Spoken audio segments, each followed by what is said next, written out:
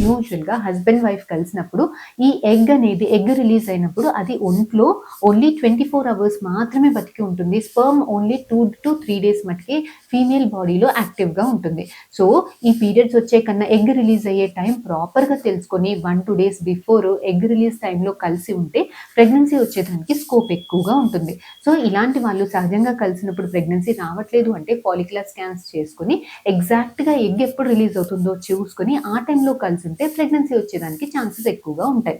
అలా కలిసినా కూడా రావట్లేదు అనంటే కొంతమందికి సర్వైకల్ ఫ్యాక్టర్ ఇన్‌ఫర్టిలిటీనో లేదంటే మేల్ ఫ్యాక్టర్ కొంచెం భర్త కణాలు వీక్‌గా ఉన్నాయో లేదంటే సర్వైకల్ ఫ్యాక్టర్ ఇన్‌ఫర్టిలిటీ ఉందో ఇలాంటి వాళ్ళకి కొంచెం ఎగ్ రిలీజ్ అయ్యే టైంలో మీరు కలిసుంటారు.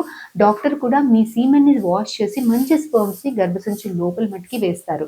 దీన్ని చిన్న ట్రీట్మెంట్ ఐయూఐ అని అంటారు.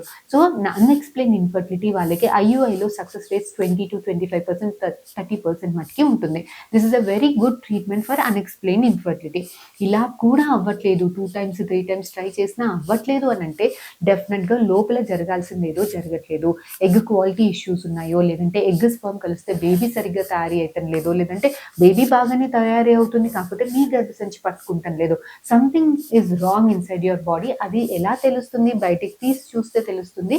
దీన్ని ఐవీఎఫ్ అంటాం. ఐవీఎఫ్‌లో మీ ఎగ్స్ ఒకటి కాదు అన్నిటికన్నీ పెరిగేలాగా ఇంజెక్షన్స్ ఇచ్చి బయటికి తీసి అసలు ఎగ్స్ ఉన్నాయా? క్వాలిటీ ఎలా ఉందో చెక్ చేసి మంచి క్వాలిటీ ఎగ్స్ లోపలికే భర్త కణాలతోటి మిక్స్ చేసి బేబీస్ తయారీ అవుతుందా లేదా చూసి బేబీనే గర్భసంచిలో పెడతాం కాబట్టి ఫస్ట్ థింగ్ అసలు ఏంటి ప్రాబ్లమ్ అన్నది ఐడెంటిఫై అవుతుంది. సెకండ్ థింగ్ ఎంబ్రియోనే బేబీనే పెడుతుంటాం కాబట్టి సక్సెస్ రేట్స్ అనేవి ఎక్కువగా ఉంటాయి.